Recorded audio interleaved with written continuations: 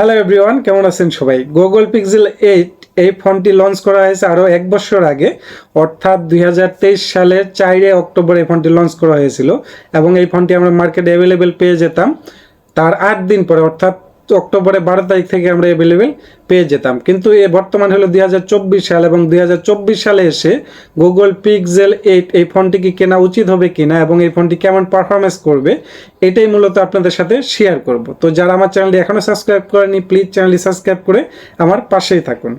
এই ফোনটির ডিজাইন এবং বিল্ড কোয়ালিটি নিয়ে কথা বলতে গেলে আসলে নতুন করে কোনো কিছুই বলার নেই এবং এটা ডিজাইন নিয়েও কোনো কিছু বলার নেই, কারণ গুগল কিন্তু ডিজাইনের আহামরি চেঞ্জ একটা আনে না। যদিও বিভিন্ন ফিউচারের চেঞ্জ আনলেও গুগল কিন্তু ডিজাইন তাদের সেই আগেরটার মতোই এই ফোনটাতেও করা হয়েছে। গুগল যেমন গুগল পিক্সেল 7, 6 সেম ডিজাইন এখানে করা হয়েছে, জাস্ট হালকা কিছু চেঞ্জ করা হয়েছে এবং এটার থিকনেস হলো 8.9 mm করা হয়েছে এবং এটার ওয়েট হলো 187 গ্রাম ওয়েট। এটা একটা স্বাভাবিক ওয়েট এবং গুগল পিক্সেল ফোন আসলে একটু ছোট সাইজের করা হয়, বরাবরই আমরা দেখি যে যারা একটু ছোট সাইজের ফোনগুলোই করে। এবং এই ফোনটিতে কিন্তু আরেকটা জিনিস আমরা পেয়ে যাচ্ছি, সেটা হলো IP68 ওয়াটার ডাস্ট রেজিস্টার এখানে আমরা পেয়ে যাচ্ছি। তো এই ফোনটা যদি আপনার হাত থেকে কোনো সময় পড়ে যায় পানিতে, যে 1 থেকে 1.5 মিটার পানির মধ্যে যদি পড়ে যায়, সেটা কিন্তু আধা ঘন্টার মতো যদি পড়ে থাকে সেই ক্ষেত্রেও কিন্তু ফোনটা আপনার যদি আপনি তুলেন, আধা ঘন্টার মধ্যে যদি তুলে ফেলেন, সেক্ষেত্রে কিন্তু আপনার ফোনে কোনো ক্ষতি হওয়ার পসিবিলিটি একদমই কম থাকবে। এবং এই ফোনটির ফ্রন্টে এবং ব্যাকে দুই পাশে গ্লাস ব্যবহার করা হয়েছে এবং এটা বডি ফ্রেম হলো টাইটানিয়াম মেটালের বডি ফ্রেম আমরা এখানে পেয়ে যাচ্ছি। ডিজাইন আসলে আহামরি কোনো চেঞ্জ করেনি, আর এটা আমি প্রথমেই বলেছি যে গুগল কিন্তু ডিজাইনের মধ্যে তেমন আহামরি কোনো চেঞ্জ নিয়ে আসে না। তো এই ফোনটাতেও তার ডিফারেন্ট কোনো কিছুই করেনি, যে গুগল এখানেও সেই একই কাজ করেছে। এবং এই ফোনটি কিন্তু আমরা একটি ভ্যারিয়েন্টে পাবো, সেটা হলো 8GB 128GB এবং আনঅফিসিয়ালি পাচ্ছি। কিন্তু বর্তমানে এই ফোনটির মার্কেট প্রাইস রাখা হয়েছে 64,000 টাকা। যদি আপনার আনঅফিসিয়ালি যেহেতু এটা পাওয়া যাচ্ছে, হয়তো দাম করে আরেক কিছু কমে বা 60,000-এর মধ্যে আপনার এই ফোনটি পেয়ে যাবেন। এটা ডিসপ্লে নিয়ে কথা বলতে গেলে ফোনটির ডিসপ্লেতে ব্যবহার করা হয়েছে 6.2 ইঞ্চির একটি ওলেড ডিসপ্লে, যেটা নাকি 120 হার্জ রিফ্রেশ রেট পাচ্ছি, সেই সাথে এখানে HDR10+ এর সাপোর্ট পাচ্ছি। তো এখানে বুঝতেই পারছেন ডিসপ্লেটা অবশ্যই ভালো হবে, যেহেতু এখানে হাই রিফ্রেশ রেট পাচ্ছি এবং এটার রেজুলেশন কিন্তু 1080x2400 পিক্সেল রেজুলেশন আমরা এখানে পেয়ে যাচ্ছি এবং PPI ডায়মন্ড পাচ্ছি আমরা 425 PPI ডায়মন্ড পাচ্ছি এবং এখানে স্ক্রিন টু বডি রেশিও পাচ্ছি আমরা 85.5% আমরা স্ক্রিন টু বডি রেশিও এখানে পেয়ে যাচ্ছে। তো ডিসপ্লে বেশ ভালো মানের ডিসপ্লে এখানে ব্যবহার করা হয়েছে। তো তারপরে আমার কাছে কেমন জানি ডিসপ্লেটা একটু কমতি মনে হয়েছে, কারণ এই ফোনটির ডিসপ্লেটা যে বাজেটে লঞ্চ করা হয়েছে এবং যে রকমের ডিসপ্লে, তো সেরকম আহামরি পারফরমেন্স কিন্তু আমি পাইনি। এটা মোটামুটি একটা পারফরমেন্স বলতে পারি। তো এই ডিসপ্লেতে ব্যবহার করা হয়েছে প্রোটেকশন হিসাবে পাচ্ছি আমরা কোর্নিং গরিলা গ্লাস ভেক্টর। তো এটা প্রোটেকশনটা ভালোই লেগেছে, কারণ এখানে মোটামুটি ভালো মানে প্রোটেকশনে ব্যবহার করা হয়েছে। তো ডিসপ্লে যদি বলি হাই রিফ্রেশ রেট পাচ্ছি, আদারওয়াইজ যদি আমি বিবেচনা করি সেক্ষেত্রে আমি মোটামুটি ভালোই পারফরমেন্সই পেয়েছি। এবং এটা প্রসেসর নিয়ে যদি কথা বলি, এখানে প্রসেসরে ব্যবহার করা হয়েছে গুগলের নিজস্ব একটি প্রসেসর ব্যবহার করা হয়েছে, যেটার মডেল হলো গুগল টেনসর G3 এবং এটি কিন্তু 4 ন্যানোমিটার একটি প্রসেসর। তো মোটামুটি ভালো মানের প্রসেসর এখানে ব্যবহার করা হয়েছে। তবে এই প্রসেসরের ফোনগুলো কিন্তু বেশ হিট জেনারেশন। তো গুগল যেখানে নাকি নিজস্ব প্রসেসর ব্যবহার করে, তো সেই জায়গায় ফোনগুলো যদি বেশ হিট জেনারেশন হয়, আমি মনে করি যে এখানে গুগলের এই হিট জেনারেশন বিষয়টা একটু মাথায় রাখা উচিত, কারণ গুগলের যতগুলো ফোন আছে কম বেশি সব ফোনই কিন্তু হিট জেনারেশন হয়। তো এটা পারফরমেন্স মোটামুটি পাবেন, একদম খারাপও পাবেন না, আবার যে একদম খুব ভালো পাবেন তাও পাবেন না। তো এটা মোটামুটি একটি প্রসেসর বলতে পারেন। এবং এখানে ওএসএ পাচ্ছি আমরা, সফটওয়্যার পাচ্ছি অ্যান্ড্রয়েড 14। তো এখানে লেটেস্ট 14 পাচ্ছি। তো এখানে আমার কাছে ঠিকঠাকই মনে হয়েছে।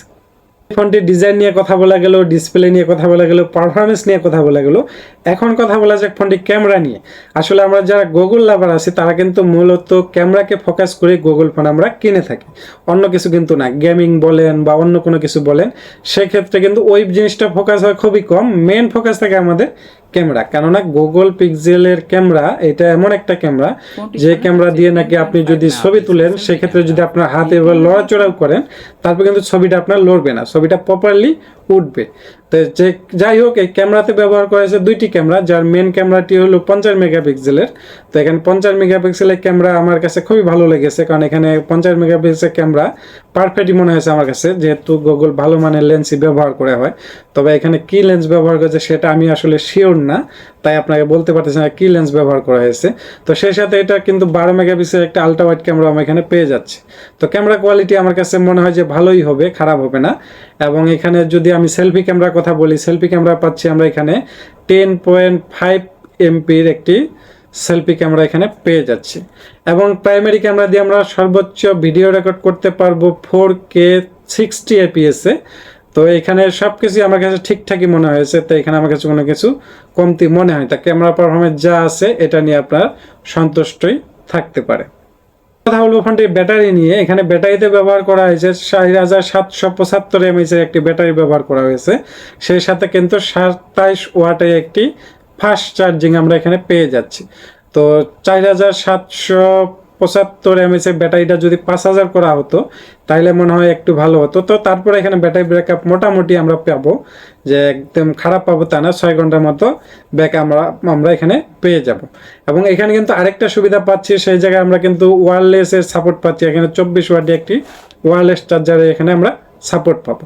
তো এই ফোনটিতে যা যা ব্যবহার করা হয়েছে সব কিছু আপনার কাছে শেয়ার করলাম। এখন ফোনটির প্রাইস হলো 64,000 টাকা ধরা হয়েছে আনঅফিসিয়ালি। তবে এই ফোনটির প্রাইস কিন্তু আপনার যখন মার্কেটে যাবেন সেক্ষেত্রে কিন্তু আরও কমেও পেয়ে যেতে পারেন, এখানে আরও কিছু কমবে, বা 4,000 বা 3,000 টাকা আপনারা কমে পেয়ে যাবেন। তো এই ফোনগুলো যদি আপনারা পারচেস করতে চান, অবশ্যই এখানে বেশ কিছু শোরুম আছে, যেমন যমুনা ফিউচার পার্কে বলেন, তারপর বসুন্ধরা সিটিতে বলেন, এখানে কিন্তু বিশ্বস্ত শোরুম যেগুলো, সেগুলোর মধ্যে একটা হলো SMS গ্যাজেট, সেই সাথে একটা গরিবের গ্যাজেট। তো এইগুলো কিন্তু মানে তারা কিন্তু আপনাদেরকে কখনোই ঠকাবে না, তারা পারফেক্টলি আপনি যেই জিনিসটা চাচ্ছেন সেটাই দিবে, এবং যেরকম হবে সেরকমই আপনাকে বলে দিবে। তো আপনারা চাইলে ওইখান থেকে ফোনগুলো পারচেস করতে পারেন। তো যাই হোক, এই ফোনটি যা যা ব্যবহার করেছে আমি সবকিছু বিস্তারিত তুলে দিলাম। তবে আমি এখন আপনাদের কাছে 5টি বিষয় তুলে ধরবো, যে 5টি বিষয়ের মধ্যে যে আমি এই 5টি বিষয়ের পারফরমেন্সগুলো কত পার্সেন্ট পেলাম এবং 10%-এর ভিতর কত পার্সেন্ট দেওয়া। আমি যদি বলি 1 নম্বরে রাখবো ডিজাইনের কথা। ডিজাইন তো বরাবরই সেম আগের মতোই করা হয়, এই ফোনটা তো সেটাও করা হয়েছে। তাই এই ফোনটি আমি 10-এর মধ্যে ডিজাইনে আমি 9% দিলাম। এবং সেই সাথে এইটার ডিসপ্লে যদি বলি, ডিসপ্লেতে আমি 10-এর ভিতর 10 দিতে পারলাম না, কারণ এখানে একটু আমার কাছে কালারে ঘাটতি মনে হয়েছে। তো এখানে মনে করেন যে 10-এর ভিতর 9% দিলাম আমি ডিসপ্লেতে। সেই সাথে এখন 3 নাম্বার যেটা, এটা হলো আপনার পারফরমেন্সটা আমার কাছে তেমন একটা ভালো লাগেনি, যেহেতু এটি 64,000 টাকা দামের একটি ফোন। তো সেক্ষেত্রে পারফরমেন্স আমি একদমই সন্তুষ্ট নয়, পারফরমেন্স আরও বেটার আশা করেছিলাম। তো পারফরমেন্সে আমি এখানে 10-এর ভিতর 6 দিলাম। তো এখন কথা বলবো 4 নাম্বার বিষয়, এটা হলো ব্যাটারিটা আমি কিন্তু তখনই বলেছিলাম যে ব্যাটারিটা যদি এখানে 4700 থেকে যদি 5000 করা হতো তাহলে পারফেক্ট মনে হতো। তো এখানে আমি ব্যাটারিতে 10-এর মধ্যে 8% দিলাম। সেই সাথে সর্বশেষ যেটা, এটা হলো 5 নাম্বারে হলো ক্যামেরা। তো ক্যামেরাটা আমি যদি বলি, ক্যামেরাটা আমি 10-এর ভিতর 8 দিলাম এই কারণে, ক্যামেরাটা যদি আরেকটু বেটার ব্যবহার করা হতো, যেখানে যদি 50-এর জায়গা যদি 60 ব্যবহার করা হতো তাহলে আমার মনে হয় যে 10-এর ভিতর 10ই দেওয়া যেত। যাই হোক, এটাকে আমি 8 দিলাম। তো 5টা বিষয় আপনার সাথে শেয়ার করলাম। তো এই 5টা বিষয়ে আমি যা যেই পার্সেন্ট তাদেরকে ভোট দিলাম, তো অবশ্যই আপনারা এইটার উপর আপনারা ডিপেন্ড করবেন যে আসলে আমার এটা কেমন হলো। তো এই বিষয়ে যদি আপনাদের আরও কোনো কিছু জানার থাকে, এবং এই পিক্সেল ফোনের যদি কেউ রিভিউ করে থাকেন ব্যবহার করে থাকেন, তো তারা কেমন পারফরমেন্স পাইছেন অবশ্যই আমার কিন্তু কমেন্টে জানাবেন।